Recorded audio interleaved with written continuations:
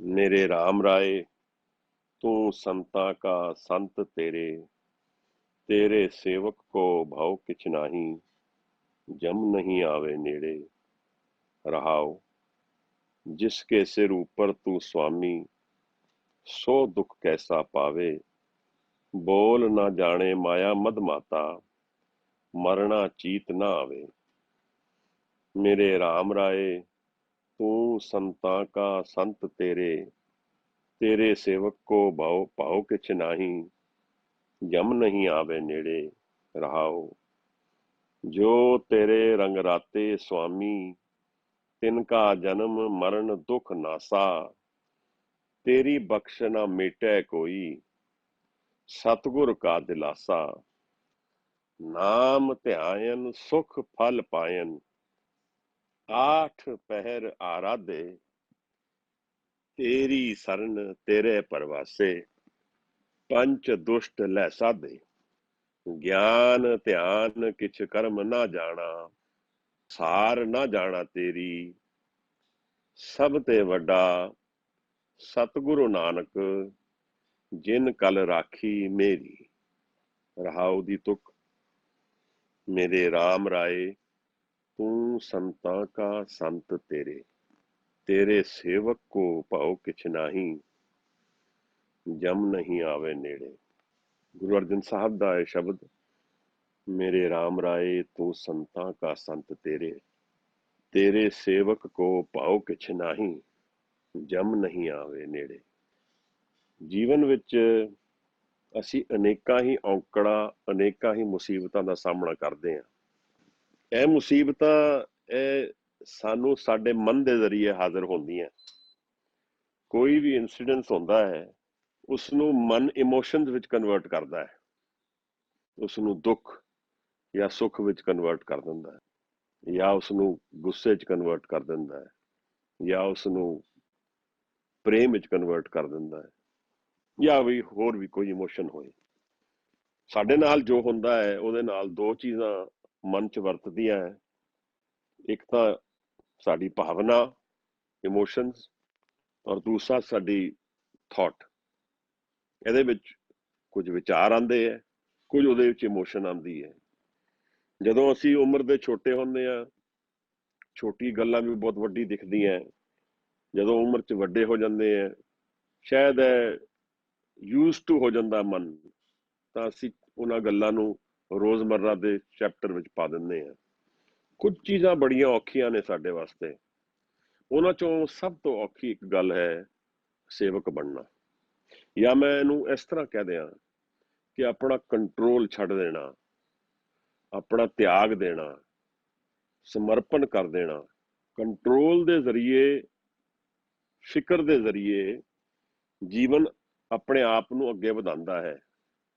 ਜਦੋਂ ਇੱਕ ਮਾਤਾ ਦਾ ਜਨਮ ਹੁੰਦਾ ਬੱਚੇ ਦਾ ਤਾਂ ਮਾਤਾ ਫਿਕਰ ਨਾਲ ਉਸਨੂੰ ਸਮੇਂ ਸਿਰ ਖਾਣਾ ਦਿੰਦੀ ਹੈ, ਦੁੱਧ ਦਿੰਦੀ ਹੈ, ਸਮੇਂ ਸਿਰ ਉਹਦਾ ਦਵਾ ਦਾਰੂ।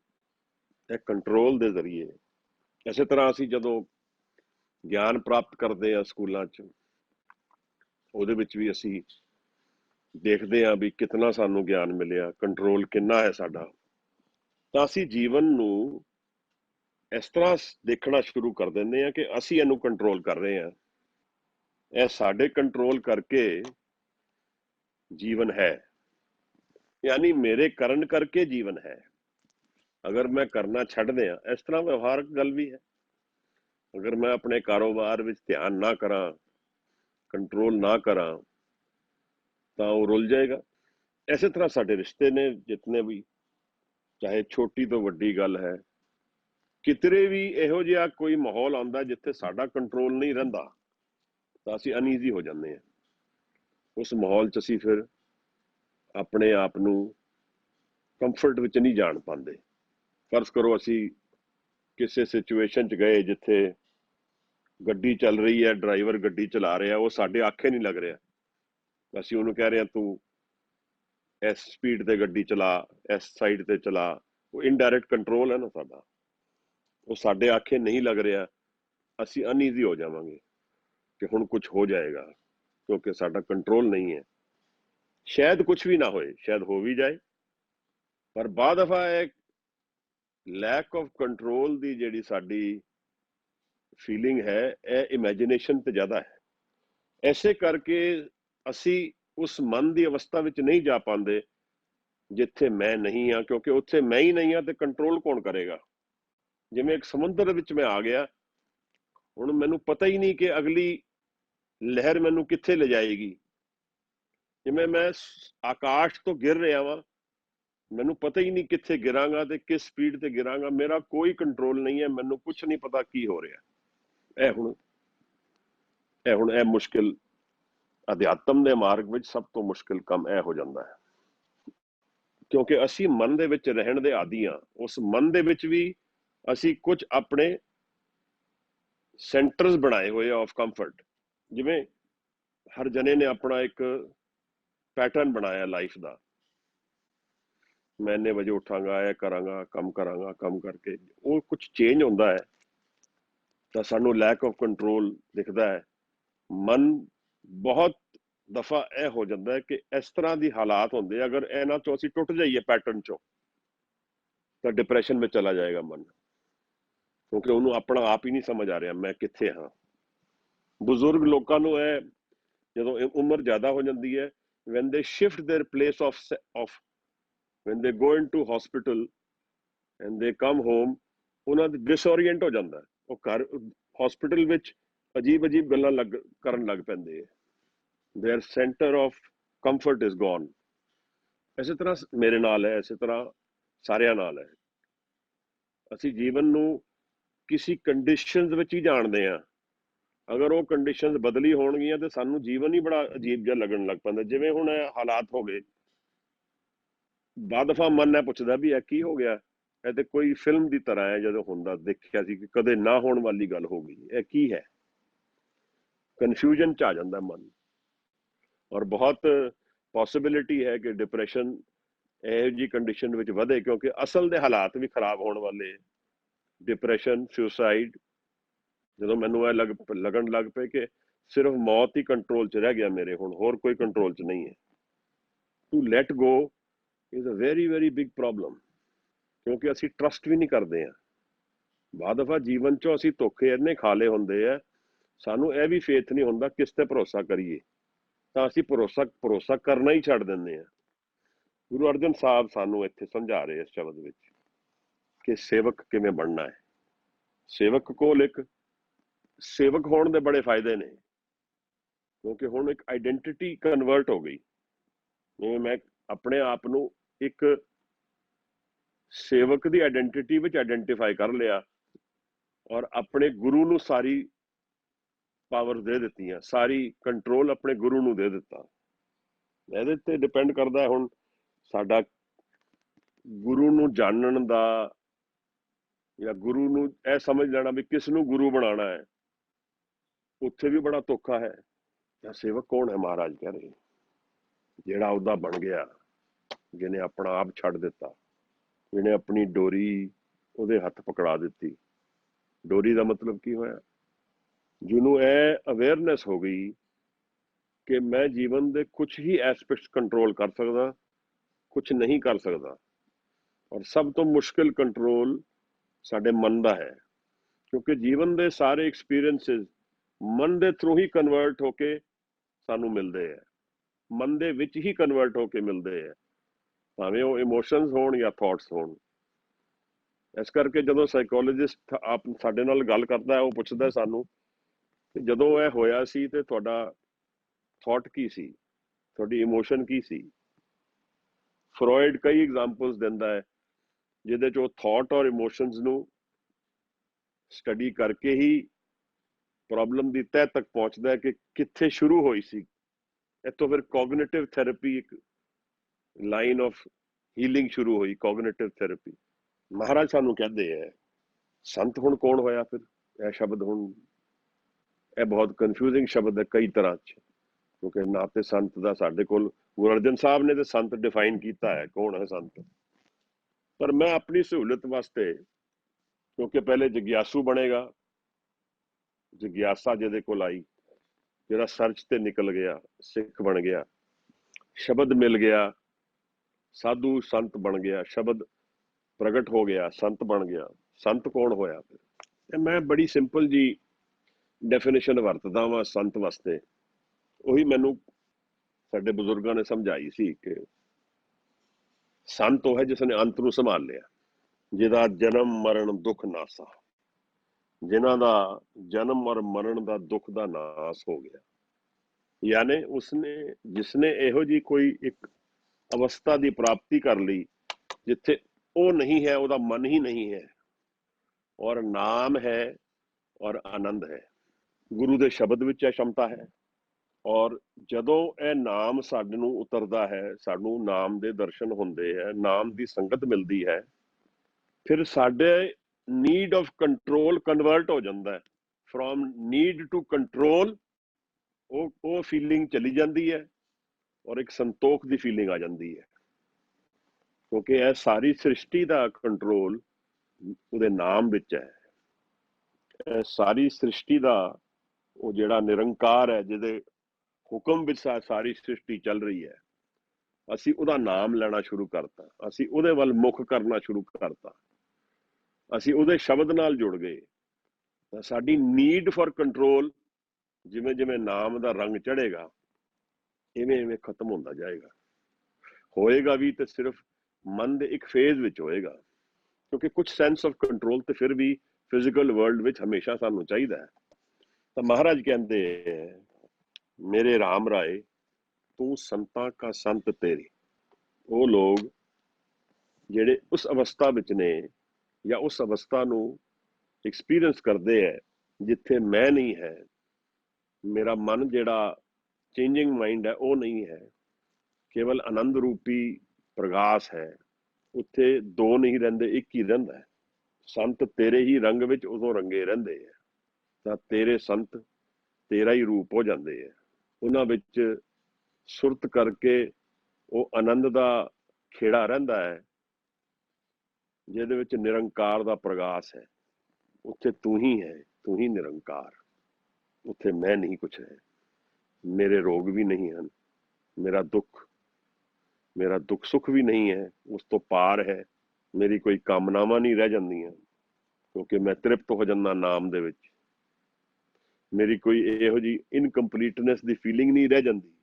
ਤਾਂ ਮਹਾਰਾਜ ਸਮਝਾਉਂਦੇ ਨੇ ਕਿ ਤੂੰ ਸੰਤਾਂ ਕਾ ਸੰਤ ਤੇਰੇ, ਸੰਤ ਔਰ ਸੰਤਾਂ ਦਾ ਤੇਰੇ ਵਿੱਚ ਮਿਲ ਜਾਂਦੇ ਨੇ, ਉਹਦੇ ਔਰ ਤੇਰੇ 'ਚ ਕੋਈ ਭੇਦ ਨਹੀਂ ਰਹਿੰਦਾ।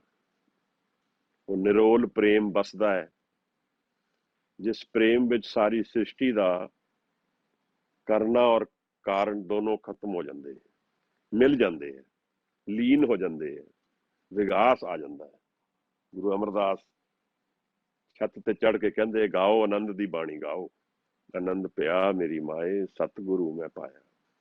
ਫਿਜ਼ੀਕਲ ਵਰਲਡ ਵਿੱਚ ਤੇ ਡਰ ਰਹਿੰਦਾ ਲੋਕਾਂ ਨੂੰ, ਫਿਜ਼ੀਕਲ ਵਰਲਡ ਵਿੱਚ ਤੇ ਸਾਨੂੰ ਵਿਘਨ ਆਉਂਦੇ ਹੈ, ਫਿਜ਼ੀਕਲ ਵਰਲਡ ਵਿੱਚ ਤੇ ਫਿਰ ਵੀ ਝੂਠ ਔਰ ਫਰੇਬ ਔਰ ਜਿਸਨੇ ਧੋਖਾ ਕਮਾਣਾ ਹੈ ਉਹ ਕਮਾਉਂਦਾ ਹੈ। ਇਹ ਵੀ ਫਲੋ ਆਫ ਲਾਈਫ ਚੱਲ ਰਿਹਾ ਹੈ।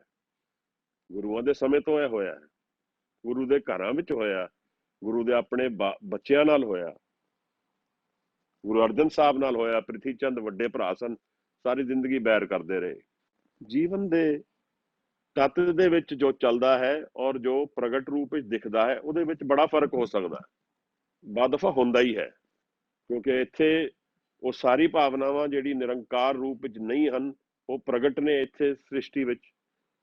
ਭੈ ਵੀ ਹੈ, ਭੈ ਵੀ ਲੋਕ ਦਿੰਦੇ ਹੈ। ਹੁਣ ਭੈ ਇੱਕ ਕਰੰਸੀ ਹੈ, ਡਰ ਇੱਕ ਕਰੰਸੀ ਹੈ। ਸਮਝੋ ਕਿਵੇਂ ਕਿ ਮੈਂ ਡਰਾਉਂਦਾ ਕਿਸੇ ਨੂੰ, ਜੇ ਮੈਂ ਕਿਸੇ ਨੂੰ ਡਰਾਉਂਦਾ ਵਾਂ ਤੇ ਇਹਦਾ ਮਤਲਬ ਮੈਂ ਡਰ ਦੀ ਕਰੰਸੀ ਵਿੱਚ ਫੇਥ ਰੱਖਦਾ ਵਾਂ। ਜਦ ਮੈਂ ਡਰ ਦਿਆਂਗਾ ਤੇ ਫਿਰ ਡਰ ਲਵਾਂਗਾ ਵੀ। ਮੈਂ ਕਿਸੇ ਨੂੰ ਡਰਾ ਰਿਹਾ, ਮੇਰੀ ਆਦਤ ਹੋ ਗਈ ਡਰਾਉਣ ਦੀ, ਐਜ਼ ਅ ਟੂਲ ਯੂਜ਼ ਕਰਨਾ ਅਲੱਗ ਗੱਲ ਹੋ ਜਾਂਦੀ ਹੈ। ਉਸ ਤੋਂ ਮੈਂ ਬੁਲੀ, ਜੈਸੇ ਜਿਸਨੂੰ ਵਰਡ ਕਹਿੰਦੇ ਬੁਲੀ, ਮੇਰੀ ਆਦਤ ਹੋ ਗਈ। ਹੁਣ ਸੇਡਿਸਟ ਵਰਡ, ਮਾਡਰਨ ਸਾਈਕੋਲੋਜੀ ਦੋ ਤਰ੍ਹਾਂ ਦੇ ਜੀਵਨ ਦੇ ਫਲੋ ਮੰਨਦੀ ਹੈ। ਇੱਕ ਮੰਨਦੀ ਹੈ ਸੇਡਿਜ਼ਮ, ਜਿਹੜੇ ਦੂਸਰੇ ਨੂੰ ਬਿਨਾਂ ਕਾਰਨ ਦੁੱਖ ਦੇਣਾ। ਇੱਕ ਮੈਸੋਚਿਸਟ, ਇੱਕ ਸੇਡਿਸਟ, ਇੱਕ ਆਪਣੇ ਅੰਦਰ ਨੂੰ ਦੁੱਖ ਦੇਣਾ। ਪਰ ਆਨੰਦ ਦੀ ਗੱਲ ਨਹੀਂ ਕਰਦੀ ਉਹ।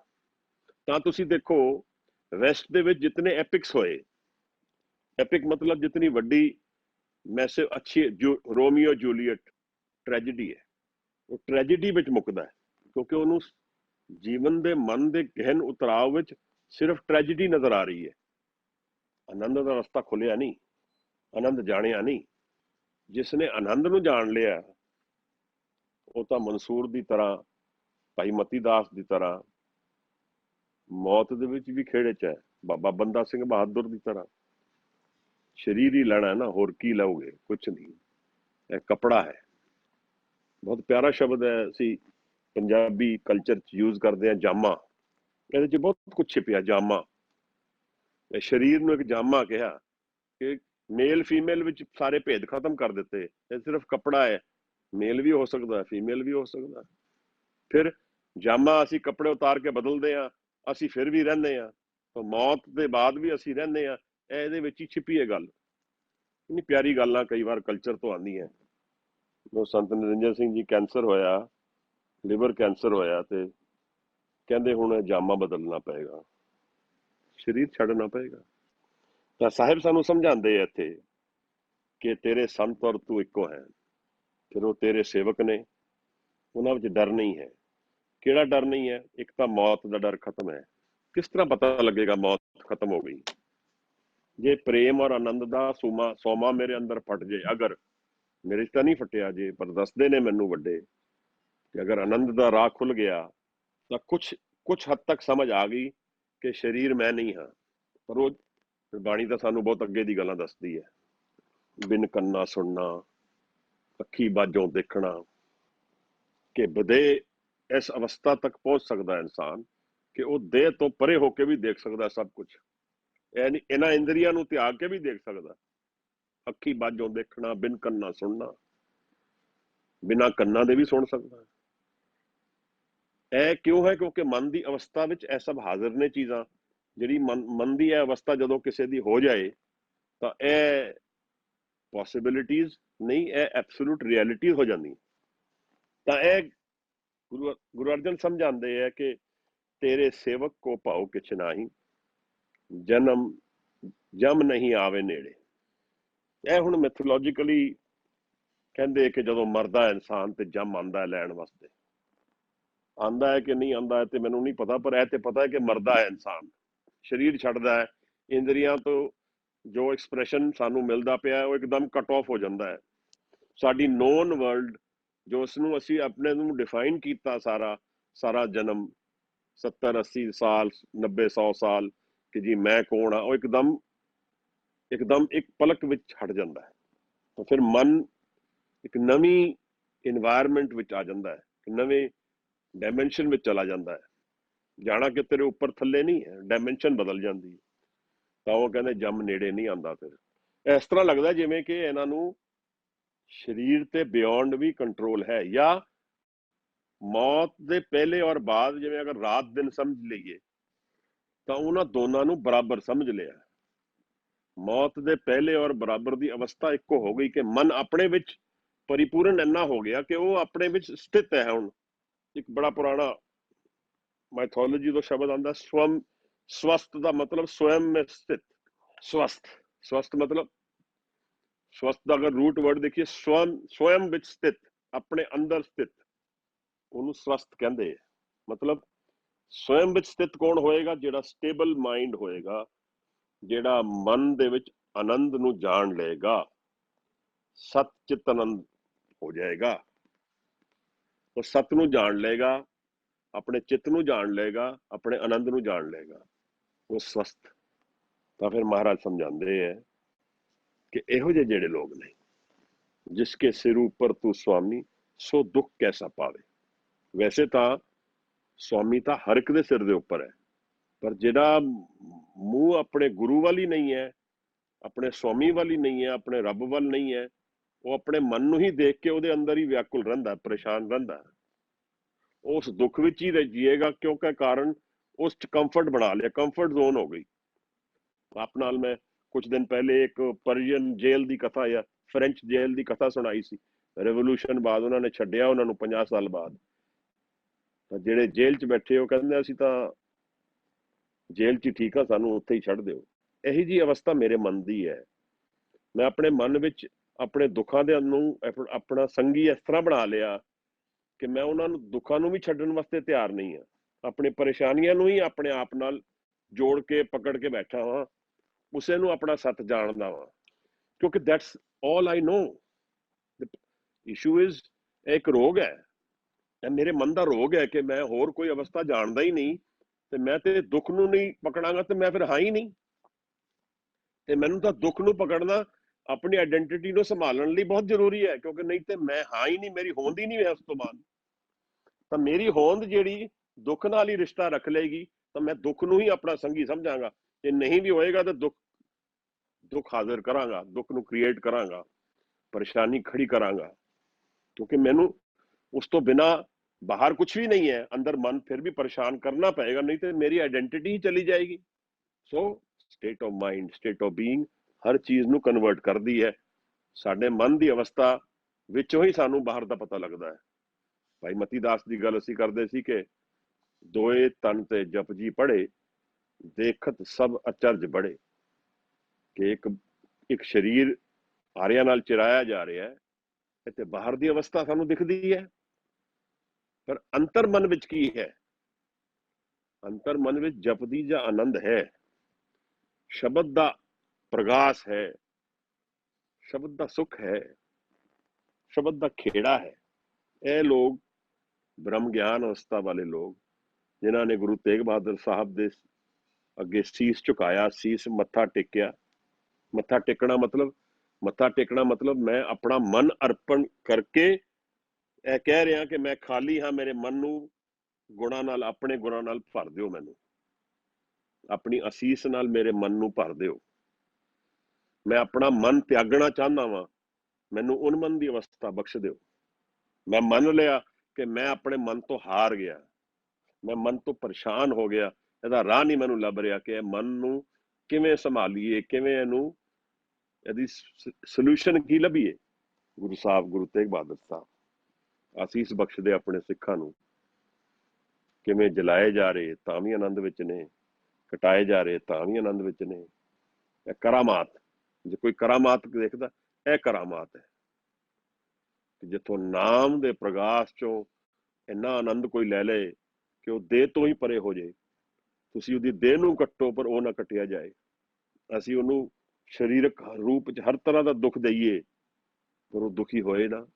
ਅੱਜ ਕੱਲ ਇੱਕ ਬੜੀ ਸਟ੍ਰੇਂਜ ਜੀ ਗੱਲ ਹੁੰਦੀ ਹੈ, ਕਿਸੇ ਦੀ ਮ੍ਰਿਤਿੂ ਹੁੰਦੀ ਹੈ ਤੇ ਬਾਅਦ ਦਫਾ ਲੋਕੀ ਪੁੱਛਦੇ ਪੇਨ ਤਾਂ ਨਹੀਂ ਹੋਇਆ। ਮੈਂ ਬੜਾ ਹੈਰਾਨ ਹੁੰਦਾ ਇਹੋ ਜੀ ਗੱਲ ਦੇ ਉੱਤੇ, ਜਿਵੇਂ ਕਿ ਸਾਰੇ ਪੇਨ ਸਿਰਫ ਬੋਡੀ ਦੇ ਸਰੀਰਕ ਰੂਪ ਵਿੱਚ ਹੀ ਹਨ, ਕਿ ਸੂਈ ਨਾ ਲੱਗੇ ਤਾਂ ਅਸੀਂ ਕਹਿ ਰਹੇ ਹਾਂ ਉਹ ਠੀਕ ਮਰਿਆ। ਫਿਰ ਇਹ ਆਪਣੀ ਮਨ ਦੀ ਬੈਂਕਰਪਸੀ ਨੂੰ ਅਸੀਂ ਪ੍ਰਗਟ ਕਰਦੇ ਹਾਂ। ਉਹਨੂੰ ਪੇਨ ਤਾਂ ਨਹੀਂ ਹੋਇਆ। ਸਰੀਰ ਨੂੰ ਛੱਡਣ ਦਾ ਮਨ ਦੇ ਵਿੱਚ ਜੋ ਹਾਲ ਹੁੰਦਾ ਹੈ ਉਹ ਹੈ ਪੇਨ। ਸਾਰਾ ਕੁਝ ਤੇ ਟੁੱਟ ਰਿਹਾ ਉਹਦਾ, ਸਿਰਫ ਸਰੀਰ ਨਹੀਂ ਜਦ ਛੱਡਿਆ ਜਾਂਦਾ, ਸਰੀਰ ਛੱਡਿਆ ਗਿਆ ਨਾਲ ਸਭ ਆਇਡੈਂਟੀਟੀ ਖਤਮ ਹੋ ਗਈ, ਸਭ ਕੁਝ ਮਹਿਲ ਬਣੇ ਸਾਰੇ ਮੱਟੀ ਹੋਣ ਲੱਗੇ ਹੈ। ਤਾਂ ਇਹ ਸਰੀਰ ਨੂੰ ਸਿਰਫ ਦਰਦ ਹੋਣਾ, ਸਰੀਰ ਨੂੰ ਤਾਂ ਦਰਦ ਇਹਦਾ ਤੇ ਬਹੁਤ small portion of that pain ਹੈ। ਅਸਲ ਪੇਨ ਤੇ ਹੈ ਕਿ ਮੈਂ ਜੋ ਮੇਰੇ ਸਾਰੇ ਜਨਮ ਮੈਂ ਇੱਕ ਇੱਕ ਇੱਟ ਕਰਕੇ ਇੱਕ ਮਹਿਲ ਖੜਾ ਕੀਤਾ ਮਨ ਦਾ, ਜਿਹਦੇ ਅੰਦਰ ਬਹਿ ਕੇ ਮੈਂ ਕਹਿੰਦਾ ਕਿ ਮੈਂ ਹੁਣ ਰਾਜਾ ਵਾਂ, ਇਹ ਸਭ ਮੇਰੇ ਕੰਟਰੋਲ 'ਚ ਆ ਗਿਆ, ਇਹ ਬਸ ਹੁਣ ਪਲਕ ਝਪਕੇ ਹੀ ਖਤਮ ਹੋਣਾ ਸਾਰਾ। ਔਰ ਉਸ ਪਾਸੇ ਦਾ ਮੈਨੂੰ ਕੁਝ ਪਤਾ ਹੀ ਨਹੀਂ ਹੈ, ਉਸ ਰਾਹ ਦਾ, ਉਸ ਹੁਣ ਮਹਿਲ ਤੋਂ ਬਾਹਰ ਦਾ ਕੀ ਅਵਸਥਾ ਉਹਦਾ ਪਤਾ ਹੀ ਨਹੀਂ ਮੈਨੂੰ। ਮਹਿਲ ਕਿਵੇਂ ਕਿ ਜੋ ਮੈਂ ਆਇਡੈਂਟੀਟੀ ਬਣਾਈ ਆਪਣੀ, ਜਿਹੜੀ ਹੁਣ ਟ੍ਰਾਂਜ਼ੀਐਂਟ ਹੈ, ਉਹ ਜਾਣ ਵਾਲੀ ਹੈ। ਦੁੱਖ ਤਾਂ ਉਹਦਾ ਹੋਣਾ ਹੈ, ਜਿਹੜੇ ਹੈ ਸਰੀਰ ਦੇ ਸੁੱਖ ਭੋਗੇ ਇਹਨੇ ਆਪਣਾ ਪੂਰਾ ਹਿਸਾਬ ਲੈ ਲੈਣਾ ਦੁੱਖ ਖੜੇ ਕਰਕੇ, ਕਿਉਂਕਿ ਰੇਤ ਦਾ ਮੰਦਿਰ ਹੈ, ਰੇਤ ਦਾ ਮਹਿਲ ਹੈ, ਔਰ ਰੇਤ ਵਿੱਚ ਹੀ ਪੈ ਜਾਣਾ ਸਭ ਕੁਝ। ਅਸਲੀਅਤ ਤਾਂ ਨਾਮ ਦੇ ਆਧਾਰ ਤੇ ਜੋ ਖੜਾ ਹੁੰਦਾ ਉਹ ਅਸਲੀਅਤ। ਕਹਿੰਦੇ ਮਹਾਰਾਜ ਜਿਸਕੇ ਸਿਰ ਉੱਪਰ ਤੂੰ ਸੁਆਮੀ ਸੋ ਦੁੱਖ ਕੈਸਾ ਪਾਵੇ। ਮਹਾਰਾਜ ਕਹਿੰਦੇ ਕਿ ਜਿਹਦਾ ਉਹ ਸੁਆਮੀ, ਜਿਹਦੇ ਜਿਸ ਦਾ ਮੂੰਹ ਸੁਆਮੀ ਵੱਲ ਹੋਏ ਉਹ ਜਾਣ ਲਏ ਕਿ ਮੇਰਾ ਸੁਆਮੀ ਸਦਾ ਹੀ ਮੇਰੇ ਨਾਲ ਹੈ, ਉਹਦਾ ਕੋਈ ਦੁੱਖ ਨਹੀਂ ਰਹਿੰਦਾ। ਕੀ ਮਤਲਬ ਇਹਦਾ? ਕੀ ਇਹਦਾ ਮਤਲਬ ਹੈ ਕਿ ਸਰੀਰਕ ਕੋਈ ਦੁੱਖ ਨਹੀਂ ਰਹੇਗਾ, ਕਿ ਕੋਈ ਵਿਛੋੜੇ ਦਾ ਦੁੱਖ ਨਹੀਂ ਹੋਏਗਾ, ਕਿ ਕੋਈ ਲਾਸ ਕਾਰੋਬਾਰ ਮੈਂ ਕਰਾਂਗਾ ਉਹਦਾ ਦੁੱਖ ਨਹੀਂ ਹੋਏਗਾ। ਉਹ ਇੱਕ ਪਲੇਨ ਵਿੱਚ ਆਪਣੀ ਜਗ੍ਹਾ ਰੱਖਦੇ ਆ ਸਾਰੀ, ਉਹ ਤੇ ਆਈ ਗਈ ਚਲਦੀ ਰਹੇਗੀ। ਪਰ ਅਗਰ ਪਿੱਛੇ ਨਾਮ ਦਾ ਸੇਕ ਲੱਗਦਾ ਰਹੇ, ਨਾਮ ਦਾ ਪਿਆਰ ਮਿਲਦਾ ਰਹੇ, ਤਾਂ ਉਹ ਇਹ ਦੁੱਖ ਫਿਰ ਕੋਈ ਲਾਸ ਨਹੀਂ ਲੱਭਦੇ। ਇਹ ਥੋੜੇ ਜਿਹੇ ਸਮੇਂ ਦੁੱਖ ਦੇਖ ਕੇ ਉਹਨੂੰ ਜਾਣ ਲੈਂਦਾ ਹੈ ਕਿ ਇਹ ਹੁਣ ਹੋਣ ਵਾਲਾ ਹੈ। ਮਨ ਦੀ ਅਵਸਥਾ ਸਟੇਬਲ ਰਹਿੰਦੀ ਹੈ, ਮਨ ਖੇੜੇ ਵਿੱਚ ਰਹਿੰਦਾ ਹੈ। ਦੁੱਖ ਤਾਂ ਜ਼ਰੂਰ ਹੋਏਗਾ, ਕਿਉਂ ਨਹੀਂ ਹੋਏਗਾ। ਔਰ ਉਸ ਪੇਨ ਨੂੰ ਤਾਂ ਪ੍ਰੋਸੈਸ ਸਾਨੂੰ ਕਰਨਾ ਵੀ ਚਾਹੀਦਾ ਹੈ, ਕਿਉਂਕਿ ਅਸੀਂ ਕਿਸੇ ਨਾਲ ਸਾਥ ਕੀਤਾ, ਉਹਦਾ ਵਿਛੋੜਾ ਹੋਇਆ, ਬੜਾ ਦੁੱਖ ਹੈ। ਪਰ ਨਾਲ ਇਹ ਵੀ ਅਸੀਂ ਜਾਣਦੇ ਹਾਂ ਕਿ ਨਾਮ ਦਾ ਆਨੰਦ ਜਿਹੜਾ ਹੈ ਸਭ ਤਰਫ ਹੈ, ਹਰ ਜਨੇ ਵਿੱਚ, ਹਰ ਇਨਸਾਨ ਵਿੱਚ, ਹਰ ਰਿਲੇਸ਼ਨਸ਼ਿਪ ਵਿੱਚ। ਉਸ ਚੀਜ਼ ਦਾ ਸਪੋਰਟ, ਉਸ ਚੀਜ਼ ਦਾ ਐਨਰਜੀ ਸਾਨੂੰ ਪ੍ਰਾਪਤ ਹੁੰਦੀ ਰਹਿੰਦੀ। ਤਾਂ ਮਹਾਰਾਜ ਕਹਿੰਦੇ ਕਿ ਜਿਸ ਕੇ ਸਿਰ ਉੱਪਰ ਤੂੰ ਸੁਆਮੀ, ਸੋ ਦੁੱਖ ਕੈਸਾ ਪਾਵੇ। ਬੋਲ ਨਾ ਜਾਣੇ ਮਾਇਆ ਮਦ ਮਾਤਾ, ਮਰਨਾ ਚੀਤ ਨਾ ਆਵੇ। ਦੂਜਾ ਪੱਖ ਵੀ ਨਾਲ ਨਾਲ ਸਮਝਾ ਰਹੇ ਨੇ।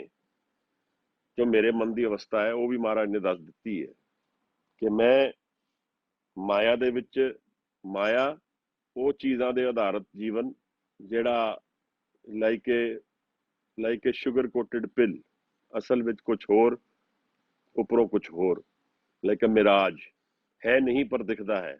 ਇੱਕ ਡੈਫੀਨੇਸ਼ਨ ਮਾਇਆ ਦੀ ਇਹ ਹੈ, ਜੋ ਨਾਪਿਆ ਜਾ ਸਕੇ, ਸਾਰੇ ਪਦਾਰਥ ਆ ਜਾਂਦੇ ਵਿੱਚ ਉਹਦੇ। ਅਗਰ ਮੈਂ ਆਪਣਾ ਅੰਤਰਕਰਨ ਇਸ ਸਭ ਚੀਜ਼ਾਂ ਤੋਂ ਡਿਫਾਈਨ ਕਰ ਲਿਆ ਤੇ ਉਹ ਮੇਰੇ ਲਈ ਇੱਕ ਵਿਘਨ ਬਣ ਗਏ, ਇੱਕ ਮੁਸੀਬਤ ਬਣ ਗਏ, ਉਹ ਮਾਇਆ ਬਣ ਗਏ ਮੇਰਾ। ਤਾਂ ਮਹਾਰਾਜ ਕਹਿੰਦੇ ਕਿ ਬੋਲ ਨਾ ਜਾਣੇ ਮਾਇਆ ਮਦ ਮਾਤਾ, ਮਰਨਾ ਚੀਤ ਨਾ ਆਵੇ। ਮੌਤ ਭੁੱਲ ਗਈ ਮੈਨੂੰ, ਨਾ ਤੇਰੇ ਬੋਲ ਜਾਣਦਾ ਵਾਂ ਮੈਂ, ਕਿਵੇਂ ਤੈਨੂੰ ਬੋਲਣਾ ਹੈ, ਕਿਵੇਂ ਤੈਨੂੰ ਆਰਾਧਨਾ ਹੈ, ਕਿਵੇਂ ਤੈਨੂੰ ਬੁਲਾਵਾਂ ਆਪਣੇ ਜੀਵਨ ਵਿੱਚ, ਕਿਵੇਂ ਆਪਣੇ ਮਨ ਦੇ ਦੁੱਖਾਂ ਨੂੰ ਤੇਰੀ ਹਜ਼ੂਰੀ ਦੇ ਨਾਲ ਰੰਗਦੇ ਆ ਕਿ ਉਹ ਮੁੱਕ ਜਾਣ, ਕਿਵੇਂ ਆਪਣਾ ਆਪ ਛੱਡ ਕੇ ਤੇਰੇ ਵਿੱਚ ਤਿਆਗਦੇ ਆ, ਆਪਣੇ ਮਨ ਨੂੰ ਲੀਨ ਹੋ ਜਾਵਾਂ, ਕਿਵੇਂ ਤੇਰਾ ਹੋ ਜਾਵਾਂ, ਕਿਵੇਂ ਤੂੰ ਹੀ ਨਿਰੰਕਾਰ ਦੇ ਰੰਗ ਵਿੱਚ ਆਪਣੇ ਮਨ ਨੂੰ ਤੈਨੂੰ ਅਰਪਦੇ ਆ। ਕਹਿੰਦੇ ਨੇ ਹੁਣ ਦੂਜਾ ਪੱਖ ਹੈ ਜੋ ਮੇਰੇ ਮਨ ਦਾ ਹਾਲ ਵੀ ਦੱਸਦੇ ਆ ਗੁਰੂ ਅਰਜਨ ਸਾਹਿਬ। ਬੋਲ ਨਾ ਜਾਣੇ ਮਾਇਆ ਮਦ ਮਾਤਾ, ਮਰਨਾ ਚੀਤ ਨਾ ਆਵੇ। ਕਿ ਮੌਤ ਵੀ ਭੁੱਲ ਗਈ ਹੈ। ਸੰਤਾਂ ਨੂੰ ਇੱਕ ਬੜੀ ਲਾਈਨ ਕਹਿੰਦੇ ਹੁੰਦੇ ਸੀ, ਜਦੋਂ eat drink be merry tomorrow may be die. ਕਹਿੰਦੇ ਸੀ ਇਸ ਤਰ੍ਹਾਂ ਬਾਦਫਾ ਦੁਨੀਆ ਇਸ ਤਰ੍ਹਾਂ ਜੀਂਦੀ ਹੈ ਕਿ ਜੋ ਕਰਨਾ ਕਰ ਲੋ ਯਾਰ, ਮਰਨਾ ਫਿਰ ਉਸ ਤੋਂ ਬਾਅਦ ਤੇ ਖਤਮ ਹੋ ਜਾਣਾ, ਕੁਝ ਪਤਾ ਹੀ ਨਹੀਂ ਹੈ। ਮਨ ਦੀ ਅਵਸਥਾ ਤੇ ਨਾਲ ਰਹੇਗੀ ਜਿੱਥੇ ਵੀ ਜਾਵਾਂਗੇ। ਇੱਕ ਕਮਰੇ ਵਿੱਚ ਬੈਠ ਕੇ ਆਪਣੇ ਆਪ ਨਾਲ 2 ਘੰਟੇ ਅੰਦਰ ਬਹਿ ਜਾਏ, ਟੀਵੀ ਵਗੈਰਾ ਸਭ ਬੰਦ ਕਰ ਦੇ, ਮਨ ਦੇ ਕੀ ਹਾਲਾਤ ਨੇ ਉਹ ਮੇਰੀ ਅਸਲੀਅਤ ਹੈ, ਇਹ ਮੇਰੇ ਨਾਲ ਜਾਣਾ ਹੈ। ਉਸ ਦਿਨ ਮੈਂ ਇੱਕ ਗੱਲ ਕੀਤੀ ਸੀ ਨਾ ਕਿ if you cannot sit with yourself you are in bad company. ਗੱਲ ਤੇ ਸਾਰੀ ਸੇਵਕ ਬਣਨ ਦੀ ਹੈ। ਸੇਵਕ ਦਰਅਸਲ ਉਹ ਬਣ ਸਕਦਾ ਜਿਹਨੇ ਆਪਣੇ ਮਨ ਨੂੰ ਤਿਆਗ ਦਿੱਤਾ, ਜਿਹੜਾ ਹੁਕਮ ਨੂੰ ਜਾਣ ਗਿਆ। ਜਿਵੇਂ ਭਾਈ ਲਹਿਣਾ ਨੇ ਚਿੱਕੜ ਦੇ ਵਿੱਚ ਕੋਈ ਚਲਾ ਜਾਏ ਔਰ ਵਸਤੂ ਕੱਢ ਲਿਆਏ, ਜਿਵੇਂ ਗੁਰੂ ਨਾਨਕ ਸਾਹਿਬ ਨੇ ਹੁਕਮ ਕੀਤਾ ਕਿ ਇਹ ਚਿੱਕੜ ਦੇ ਵਿੱਚ ਜਾ ਕੇ ਲੈ ਆਓ, ਉਹ ਕਿਉਂ ਕਰ ਸਕੇਗਾ ਕੋਈ ਕਿ ਉਹਨੂੰ ਵਿਦੇ ਹੈ। ਉਹ ਦਰਅਸਲ ਗੱਲ ਨੂੰ ਸਮਝ ਲਈ ਥੋੜਾ ਜਿਹਾ। ਮੈਨੂੰ ਚਿੱਕੜ ਵਿੱਚ ਜਾਣ ਦਾ ਡਰ ਲੱਗੇਗਾ ਜੇ ਮੈਂ ਕੌਨਸ਼ੀਅਸ ਹਾਂ ਆਪਣੇ ਕੱਪੜਿਆਂ ਦਾ, ਆਪਣੀ ਦੇਹ ਦਾ। ਜੇ ਗੁਰੂ ਦੇ ਹੁਕਮ ਵਿੱਚ ਮੈਂ ਇਨਸਟਿੰਕਟਿਵਲੀ ਇਹਨਾਂ ਦੀ ਫਿਕਰ ਨਾ ਕਰਦੇ ਹੋਏ, ਤਾਂ ਇਹ ਦੇਹ ਦੀ ਬਿਨਾਂ ਦੇਹ ਦੇ, ਬਿਨਾਂ consciousness of mind of clothes and body ਦੇ ਬਿਯੋਂਡ ਜਾਣ ਵਾਲੀ ਅਵਸਥਾ ਮੇਰੇ ਅੰਦਰ ਆਲਰੇਡੀ ਹਾਜ਼ਰ ਹੈ। ਇਹਦਾ ਮਤਲਬ ਇਹ ਹੋ ਜਾਂਦਾ। ਨਹੀਂ ਤਾਂ ਇਨਸਟਿੰਕਟਿਵਲੀ ਮੈਂ ਕਰ ਹੀ ਨਹੀਂ ਪਾਵਾਂਗਾ, ਵਿਘਨ ਬਣ ਜਾਣਗੇ ਮੇਰੇ। ਸਮਝਣਾ ਨਾ ਇਸ ਗੱਲ ਨੂੰ। ਇਹ ਅਭਿਆਸੀ ਲੋਕਾਂ ਦੇ ਨਾਲ ਮਨ ਦੀ ਅਵਸਥਾ ਸਾਨੂੰ ਉੱਪਰੋਂ ਨਹੀਂ ਸਮਝ ਆਉਂਦਾ, ਪਰ ਮਨ ਦੀ ਅਵਸਥਾ ਇਹੋ ਜਿਹੀ ਹੋ ਜਾਂਦੀ ਹੈ ਕਿ ਮਨ ਤਿਆਰੀ 'ਚ ਰਹਿੰਦਾ ਹੈ। ਜਿਵੇਂ ਭਾਈ ਮੰਝ ਨੂੰ ਫਿਰ ਗੁਰੂ ਅਰਜਨ ਸਾਹਿਬ ਮਿਲ ਗਏ, ਮਨ ਤਾਂ ਤਿਆਰੀ 'ਚ ਸੀਗਾ, ਨਹੀਂ ਤਾਂ ਮੈਂ ਕਿਵੇਂ ਕਰ ਸਕਾਂਗਾ, ਪੋਸੀਬਲ ਨਹੀਂ ਹੈ। ਮੈਂ ਮਨ ਨੂੰ ਅਰਪਣ ਵਾਸਤੇ ਤਿਆਰ ਹੋ ਗਿਆ। ਮੈਂ ਜਾਣ ਲਿਆ ਕਿ ਮੇਰੀ ਮੁਸੀਬਤ ਮੇਰਾ ਹੀ ਮਨ ਹੈ। ਮੈਂ ਜਾਣ ਲਿਆ ਕਿ ਇਹ ਭਟਕਣਾ ਛੱਡਣੀ ਮੈਨੂੰ ਜ਼ਰੂਰੀ ਹੈ। ਇਹ ਭਟਕਣਾ ਵਿੱਚ ਮੇਰਾ ਮਨ ਹੁਣ ਪਰੇਸ਼ਾਨ ਰਹਿੰਦਾ, ਮੈਂ ਇਸ ਤੋਂ ਪਾਰ ਜਾਣ ਲਈ ਵਿਆਕੁਲ ਹਾਂ। ਮੈਨੂੰ ਕੋਈ ਰਾਹ ਲੱਭੇਗੀ, ਇੱਕ ਕਿਰਨ ਵੀ, ਜਿਵੇਂ ਹਨੇਰੇ ਵਿੱਚ ਇੱਕ ਪਿੰਨ ਵਰਗੀ ਵੀ ਲਾਈਟ ਆ ਜਾਏਗੀ ਤੇ ਉਹ ਹਨੇਰਾ ਖਤਮ ਹੋ ਜਾਏਗਾ। ਸ਼ੁਰੂ 'ਚ ਜਦੋਂ ਕੈਮਰੇ ਬਣੇ ਫੋਟੋਗ੍ਰਾਫੀ ਵਿੱਚ, ਉਹਨੂੰ ਕਹਿੰਦੇ ਸੀ ਪਿੰਨ ਹੋਲ ਕੈਮਰਾ। ਇੱਕ ਪਿੰਨ ਦੇ ਨਾਲ ਐਕਸਪੋਜ਼ਰ ਜਾਂਦਾ ਸੀ ਕੈਮਰੇ ਦੇ ਅੰਦਰ, ਇੱਕ ਬਲਕਿ ਸੂਖਮ ਬਰੀਕ ਲਾਈਟ। ਅੱਜ ਵੀ ਉਸੇ ਤਰ੍ਹਾਂ ਹੀ ਹੈ, ਅਪਰਚਰ ਕੰਟਰੋਲ ਕਰਦੇ ਆ, ਉਹ ਇੱਕੋ ਸੂਈ ਵਰਗੀ ਇੱਕ ਛੇਗ ਤੋਂ ਸਾਰੀ ਲਾਈਟ ਹਨੇਰੇ ਨੂੰ ਖਤਮ ਕਰ ਦਿੰਦੀ ਹੈ। ਉਹ ਤਾਂ ਹੀ ਹੋ ਸਕੇਗਾ ਜੇ ਮੈਂ ਅਵੇਅਰ ਹੋ ਗਿਆ ਮੈਂ ਹਨੇਰੇ 'ਚ ਬੈਠਾ ਵਾਂ। ਜੇ ਮੈਂ ਹਨੇਰੇ 'ਚ ਬੈਠਾ ਹੋਇਆ ਇਮੇਜਿਨ ਕਰਦਾ ਰਵਾਂ ਮੈਂ ਲਾਈਟ 'ਚ ਬੈਠਾ ਵਾਂ, ਆਪਣੇ ਸੱਤ ਤੋਂ ਪਰੇ ਹੋ ਜਾਵਾਂ, ਇਹਨੂੰ ਸਮਝ ਲਈਏ ਵੀ ਆਪਣੇ ਸੱਤ ਤੋਂ, ਮੇਰਾ ਕੀ ਸੱਤ ਹੈ, ਉਸ ਤੋਂ ਡਿਨਾਇਲ ਵਿੱਚ ਹੋਵਾਂ ਮੈਂ ਕਹਾਂ ਜੀ ਨਹੀਂ ਮੈਂ ਤਾਂ ਲਾਈਟ 'ਚ ਹੈਗਾ। ਤਾਂ ਐਕਸੈਪਟੈਂਸ ਜੀਵਨ ਕਿਵੇਂ ਹੈ? ਇਸੇ ਤਰ੍ਹਾਂ ਕਿ ਜੋ ਮੇਰੀ ਮਨ ਦੀ ਅੱਜ ਦੀ ਅਵਸਥਾ ਹੈ ਉਸ ਨੂੰ ਮੈਂ ਫੇਸ ਕਰਾਂ ਕਿ ਮੈਂ ਇਹ ਹਾਂ ਅਸਲ ਵਿੱਚ। ਹੁਣ ਸ਼ੁਰੂ ਹੋ ਗਿਆ the moment I come to this realization, ਫਿਰ ਮੈਂ ਗੁਰੂ ਵੱਲ ਮੂਵ ਕਰਨਾ ਸ਼ੁਰੂ ਕਰਤਾ, ਗੁਰੂ ਨੂੰ ਲੱਭਣਾ ਸ਼ੁਰੂ ਕਰ ਦਿੱਤਾ, ਕਿਉਂਕਿ ਮੈਂ ਹੁਣ ਆਪਣੇ ਮਨ ਦੀ ਅਵਸਥਾ ਤੋਂ ਪਰੇਸ਼ਾਨ ਹੋ ਕੇ ਉਹਦੇ ਸੋਲੂਸ਼ਨ ਲੱਭਣਾ ਸ਼ੁਰੂ ਕਰਾਂਗਾ। ਇੱਕ ਹਨੇਰੇ ਵਿੱਚ ਇੱਕ ਪਿੰਨ ਵਰਗੀ ਜੋਤ ਆ ਜਾਏ, ਹਨੇਰੇ ਵਿੱਚ ਇੱਕ ਸੂਖਮ ਸ਼ਬਦ ਦੀ ਗੂੰਜ ਆ ਜਾਏ, ਗੁਰੂ ਸ਼ਬਦ ਸੁਣਾ ਦੇ, ਸ਼ਬਦ ਪ੍ਰਗਟ ਹੋ ਜੇ, ਤਾਂ ਉਹ ਹਨੇਰਾ ਆਨੰਦ ਵਿੱਚ ਬਦਲੀ ਹੋ ਜਾਂਦਾ ਹੈ। ਇਹ ਸਮਝਾਉਂਦੇ ਨੇ ਮਹਾਰਾਜ। ਮਹਾਰਾਜ ਕਹਿੰਦੇ ਨੇ ਜੋ ਤੇਰੇ ਰੰਗ ਰਾਤੇ ਸੁਆਮੀ, ਤਿੰਨ ਕਾ ਜਨਮ ਮਰਨ ਦੁੱਖ ਨਾਸਤਾ। ਉਹਦਾ ਰੰਗ ਕੀ ਹੈ? ਜੋ ਮਨ ਦਾ ਰੰਗ ਨਹੀਂ ਹੈ ਉਹਦਾ ਰੰਗ ਹੈ। ਮਨ ਦਾ ਰੰਗ ਮਤਲਬ ਇਹ ਜਿਤਨੇ ਪਦਾਰਥ ਦੇ ਇੰਦਰੀਆਂ ਦੇ ਵਿੱਚੋਂ ਸਿੱਖੇ ਹੋਏ ਰੰਗ ਨੇ। ਰੰਗ ਦਾ ਮਤਲਬ ਇਨਫਲੂਐਂਸਸ, whatever in this world I have committed my emotional or mental energy to, which I identify as my needs, beyond my needs, my requirements, as me, ਜੋ ਦੁਨਿਆਵੀ ਰੰਗ ਹੋ ਗਏ ਹੋ। ਮੈਂ ਆਪਣੇ ਸੁੱਖਾਂ ਨੂੰ, ਮੈਂ ਉਸ ਆਨੰਦ ਨੂੰ ਲੱਭਣ ਵਾਸਤੇ ਜਿੱਥੇ ਜਿੱਥੇ ਗਿਆ, ਦੁਨਿਆਵੀ ਪਦਾਰਥ ਦੇ ਪਿੱਛੇ ਜਾਂ ਰਿਲੇਸ਼ਨਸ਼ਿਪਸ ਦੇ ਪਿੱਛੇ ਜਾਂ ਸਟੇਟਸ ਦੇ ਪਿੱਛੇ, ਤਾਂ ਇਹ ਦੁਨੀਆ ਦੇ ਰੰਗ ਨੇ। ਜਿੱਥੇ ਉਹ ਨਹੀਂ ਹੈ ਉੱਥੇ ਲੱਭਣ ਜਾ ਰਿਹਾ ਮੈਂ। ਉਹਦਾ ਰੰਗ ਕਿਹੜਾ ਹੈ? ਨਾਮ ਉਹਦਾ ਰੰਗ ਹੈ, ਪ੍ਰੇਮ ਉਹਦਾ ਰੰਗ ਹੈ, ਬਿਨਾਂ ਕਾਰਨ ਪ੍ਰੇਮ, ਆਨੰਦ ਉਹਦਾ ਰੰਗ ਹੈ।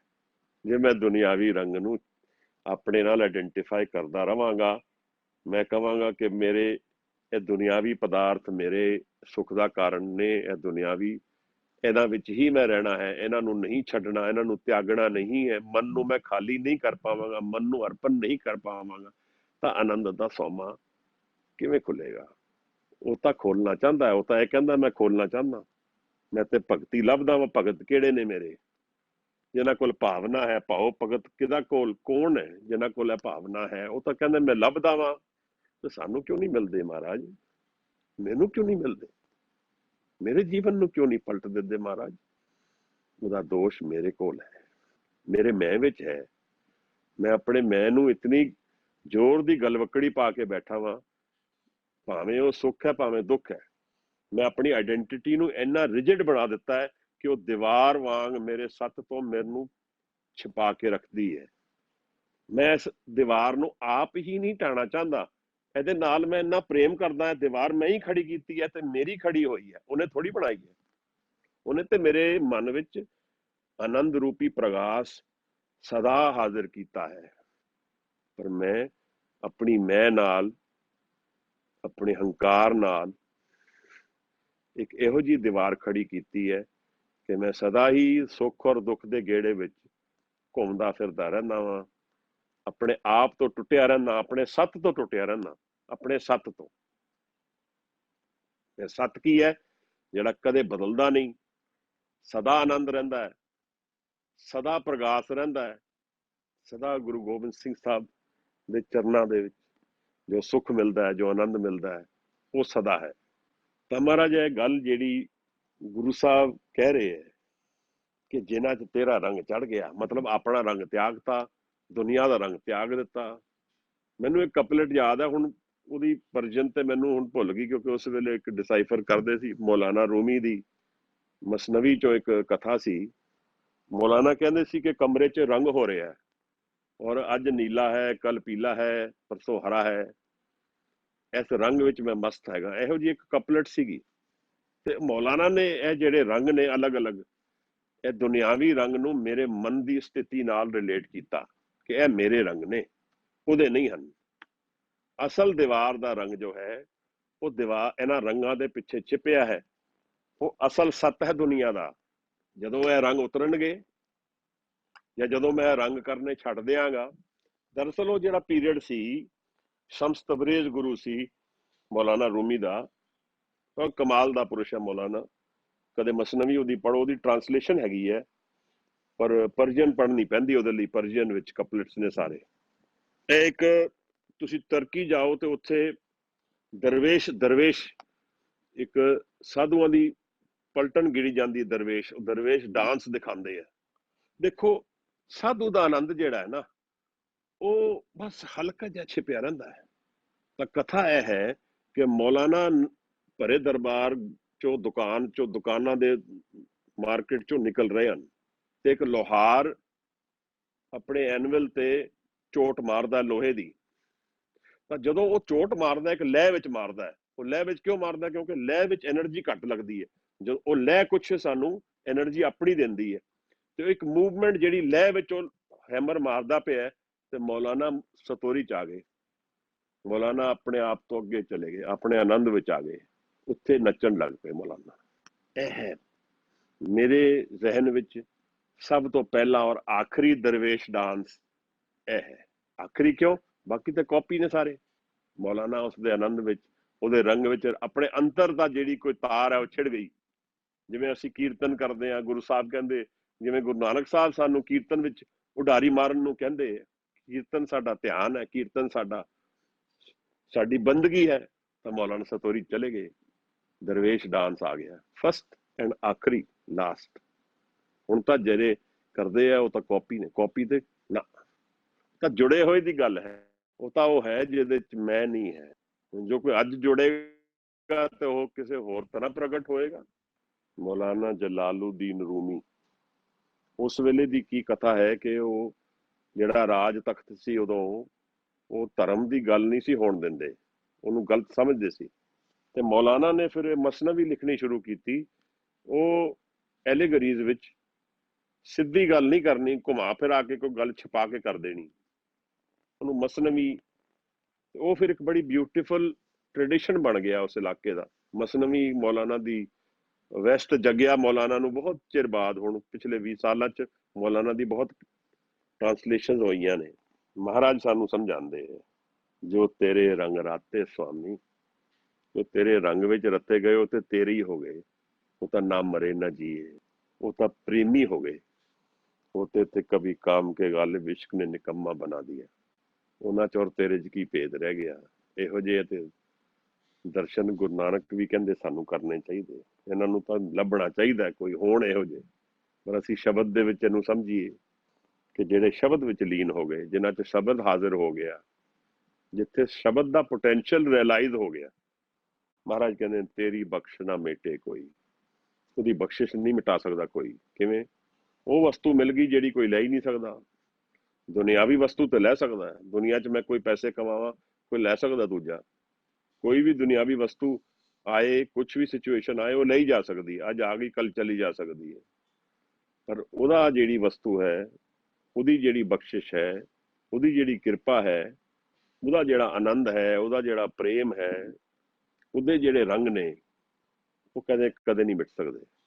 ਸਤਿਗੁਰੂ ਸਮਝਾਉਂਦੇ ਨੇ। ਜਿਨ੍ਹਾਂ ਕੋਲ ਨਹੀਂ ਵੀ ਖੁੱਲੀ, ਮੇਰੇ ਵਰਗਿਆਂ ਨੂੰ ਜਿਨ੍ਹਾਂ ਨੂੰ ਨਹੀਂ ਵੀ ਇਹ ਖੁੱਲੀ ਕਹਾਣੀ, ਉਹਨਾਂ ਨੂੰ ਮਹਾਰਾਜ ਸਮਝਾ ਰਹੇ ਨੇ ਕਿ ਦਿਲਾਸਾ ਦੇ ਰਹੇ ਨੇ।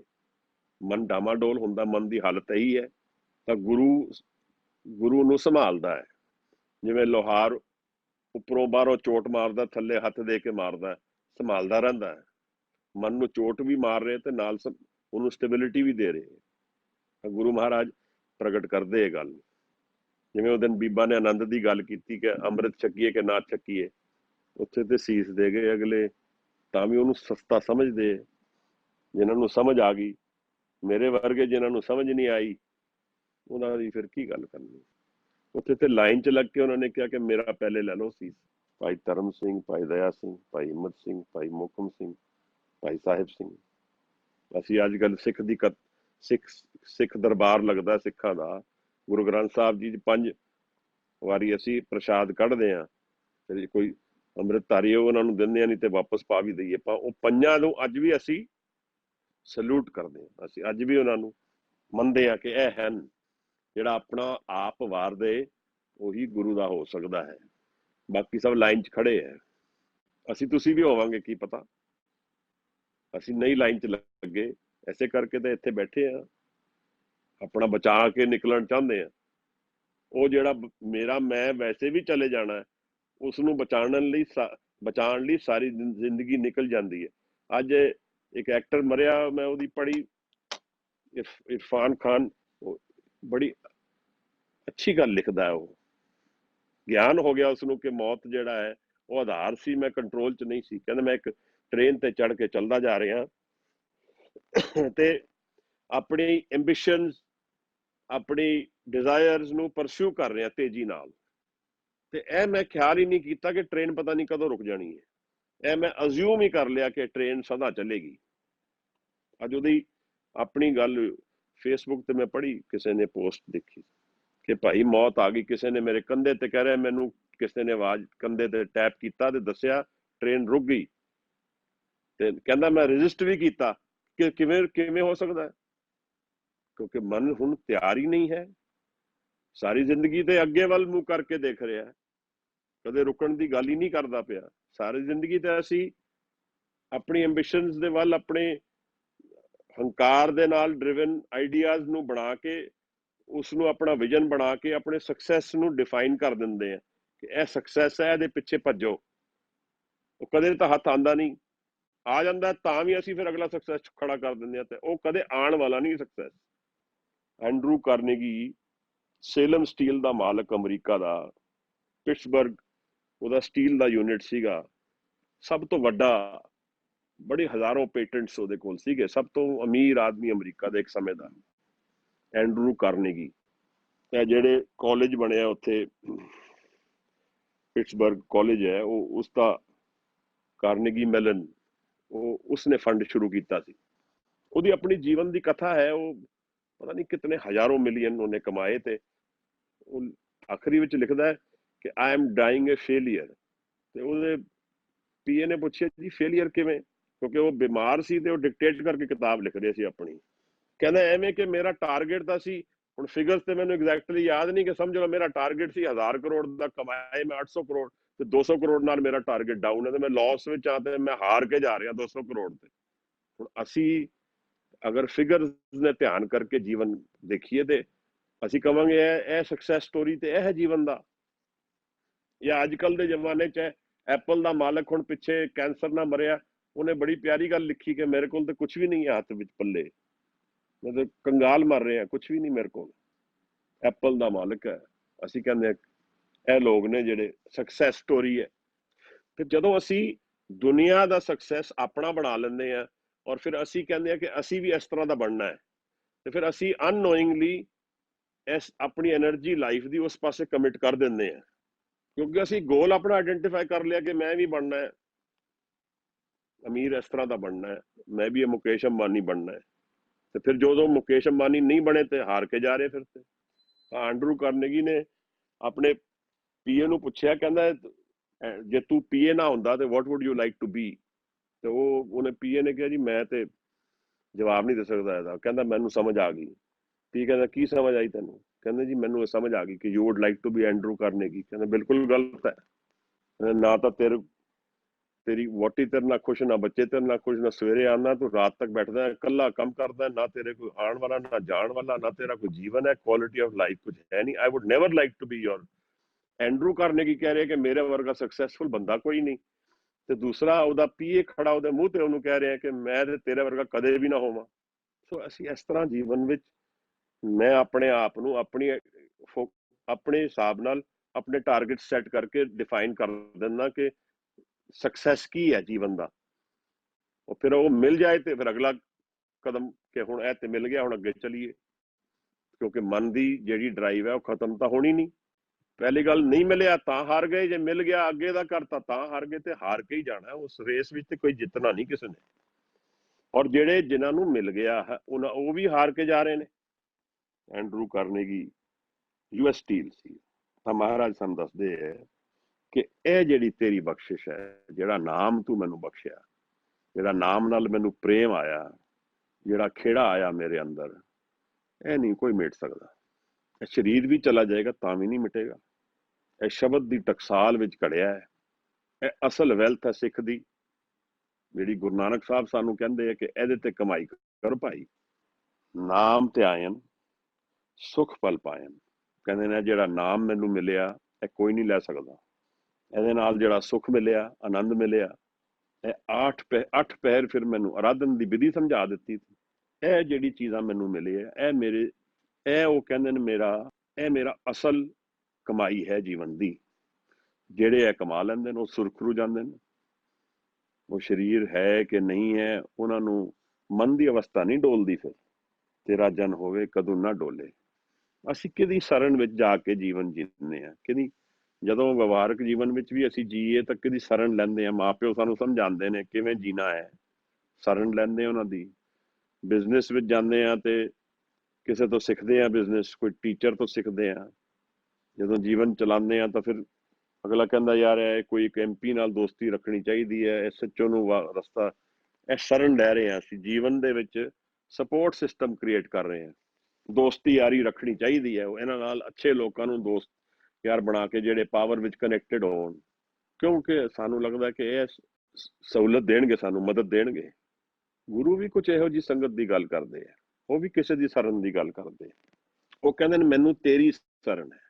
ਜ਼ਫਰਨਾਮਾ ਵਿੱਚ ਗੁਰੂ ਗੋਬਿੰਦ ਸਿੰਘ ਸਾਹਿਬ ਕਹਿੰਦੇ ਤੁਰਾਗਰ ਨਜ਼ਰ ਅਸਤ ਲਸ਼ਕਰ ਵਜ਼ਰ ਕੇ ਮਾਰਾ ਨਿਗਾਸ ਯਜ਼ਦਾ ਸ਼ੁਕਰ ਕਿ ਓਰਾ ਗਰੂ ਰਸ ਬਰ ਮੁਲਕ ਮਾਲ ਵ ਮਾਰਾ ਨਿਗਾਸ ਯਜ਼ਦਾ ਅਕਾਲ। ਗੁਰੂ ਸਾਹਿਬ ਸਮਝਾਉਂਦੇ ਨੇ ਯਜ਼ਦਾ ਨਿਰੰਕਾਰ ਰੱਬ, ਕਿ ਮੇਰੀ ਨਿਗਾਹ ਅਕਾਲ ਪੁਰਖ ਵੱਲ ਹੈ। ਔਰੰਗਜ਼ੇਬ ਤੈਨੂੰ ਗਰੂਰ ਹੈ ਦੁਨੀਆ ਤੇ, ਤੂੰ ਸ਼ਰਨ ਲਈ ਆਪਣੇ ਮੁਲਕ ਔਰ ਮਾਲ ਤੇ ਮੈਂ ਉਸ ਅਕਾਲ ਪੁਰਖ ਦੀ ਲਈ ਹੈ। ਇਹ ਕੁਆਲਿਟੇਟਿਵ ਡਿਫਰੈਂਸ ਹੈ ਮਨ ਦੀ ਅਵਸਥਾ ਦਾ। ਫਿਜ਼ੀਕਲੀ ਨਜ਼ਰ ਨਹੀਂ ਆਏਗਾ ਕੁਝ ਵੀ ਡਿਫਰੈਂਸ। ਉਹ ਕਿਵੇਂ ਆਏਗੀ? ਇਹ ਸਭ ਕੁਆਲਿਟੀਜ਼ ਦੇ ਨੇੜੇ ਅਸੀਂ ਕਿਵੇਂ ਜਾਵਾਂਗੇ? ਜੇ ਅਸੀਂ ਨਾਮ ਅਭਿਆਸ ਕਰਾਂਗੇ ਤਾਂ, ਜੇ ਨਾਮ ਵਿੱਚ ਲੀਨ ਹੋਵਾਂਗੇ, ਸ਼ਬਦ ਦੇ ਅਭਿਆਸ ਵਿੱਚ ਜੀਵਾਂਗੇ, ਤਾਂ ਮਹਾਰਾਜ ਕਹਿੰਦੇ ਕਿ ਇਹ ਜਿਹੜੀ ਕੁਆਲਿਟੀਜ਼ ਨੇ ਆਪਣੇ ਆਪ ਸਾਡੇ ਅੰਤਰ ਵਿੱਚ ਪ੍ਰਗਟ ਹੋਣਗੀਆਂ।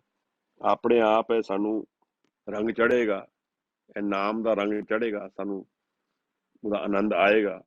ਗਿਆਨ ਧਿਆਨ ਕਿਛ ਕਰਮ ਨਾ ਜਾਣਾ, ਮੈਂ ਸਾਰ ਨਾ ਜਾਣਾ ਤੇਰੀ। ਮਹਾਰਾਜ ਕਹਿੰਦੇ ਨੇ ਕਿ ਮੈਨੂੰ ਨਾ ਤੇ ਆਪਣੀ ਇਨਫੋਰਮੇਸ਼ਨ ਕੋਈ ਚਾਹੀਦੀ ਹੈ, ਇਸ ਪ੍ਰੇਮ ਦੀ ਅਵਸਥਾ ਵਿੱਚ ਨਾ ਗਿਆਨ ਦੀ ਨਾ ਧਿਆਨ ਦੀ ਕਿਸੇ ਦੀ ਲੋੜ ਨਹੀਂ ਹੈ। ਪ੍ਰੇਮ ਮੇਰਾ ਡਰਾਈਵਿੰਗ ਫੋਰਸ ਬਣਦਾ। ਨਾ ਹੀ ਮੈਂ ਤੇਰੀ ਇਮੈਜੀਨੇਸ਼ਨ ਵਿੱਚ ਮੇਰੇ ਹੈ ਕਿ ਮੈਂ ਅਸੀਂ ਜਾਣ ਸਕੀਏ ਵੀ ਤੇਰਾ ਸੱਤ ਕੀ ਹੈ, ਤੇਰਾ ਸਾਰ ਕੀ ਹੈ। ਪਰ ਇੱਕ ਗੱਲ ਮਹਾਰਾਜ ਕਹਿੰਦੇ ਹੈ ਕਿ ਮੈਨੂੰ ਬਚਾਉਣ ਵਾਲਾ ਸਿਰਫ ਤੂੰ ਹੀ ਹੋ ਸਕਦਾ ਹੈ ਔਰ ਤੂੰ ਹੀ ਹੋਏਗਾ। ਤੇਰਾ ਨਾਮ ਹੀ ਮੈਨੂੰ ਕਿਰਪਾ ਰੂਪ ਵਿੱਚ ਮਿਲੇ, ਉਹਦੇ ਅਭਿਆਸ ਵਿੱਚ ਮੈਂ ਜੀਆਂ, ਤਾਂ ਹੀ ਮੈਂ ਪਾਰ ਉਤਰ ਸਕਦਾ ਵਾਂ। ਤਾਂ ਸਾਹਿਬ ਕਹਿੰਦੇ ਸਭ ਤੇ ਵੱਡਾ ਸਤਿਗੁਰ ਨਾਨਕ, ਉਹ ਸਤਿਗੁਰੂ ਸਭ ਤੋਂ ਵੱਡਾ ਹੈ। ਉਹ ਕਲਯੁਗ ਵਿੱਚ ਵੀ, ਮੇਰੀ ਮਨ ਦੀ ਕਾਲੀ ਅਵਸਥਾ ਵਿੱਚ ਵੀ, ਮੇਰੇ ਮਨ ਦੇ ਬੇਚੈਨੀ ਵਿੱਚ ਵੀ, ਮੇਰੇ ਮਨ ਦੇ ਦੁਖੀ ਔਰ ਪਰੇਸ਼ਾਨ ਔਰ ਵਿਆਕੁਲ ਕਨਫਿਊਜ਼ਡ ਸਟ੍ਰੈਸਡ ਮਾਈਂਡ ਦੀ ਅਵਸਥਾ ਵਿੱਚ ਵੀ ਉਹ ਮੈਨੂੰ ਪਾਰ ਉਤਾਰ ਦੇਗਾ। ਪ੍ਰੋਵਾਈਡਡ ਨਾਮ ਧਿਆਇਨ ਸੁਖ ਫਲ ਪਾਇਨ 8 ਪਹਿਰ ਆਰਾਧੇ। ਪ੍ਰੋਵਾਈਡਡ ਮੈਂ ਤੇਰਾ ਸੇਵਕ ਬਣ ਸਕਾਂ, ਮੈਂ ਤੇਰੇ ਸੇਵਕ ਦੀ ਕੁਆਲਿਟੀਜ਼ ਇੰਬਾਈਬ ਕਰ ਸਕਾਂ, ਮੈਂ ਆਪਣੇ ਆਪ ਨੂੰ ਤਿਆਗਣ ਵਾਸਤੇ ਸ਼ਬਦ ਵਿੱਚ ਲੀਨ ਸੁਰਤ ਨੂੰ ਕਰਨ ਲਈ ਤਿਆਰ ਰਵਾਂ। ਪ੍ਰੋਵਾਈਡਡ ਅੱਜ ਦੇ ਮਹਾਰਾਜ ਇੰਨੀ ਵਿਚਾਰ ਹੀ ਹੈ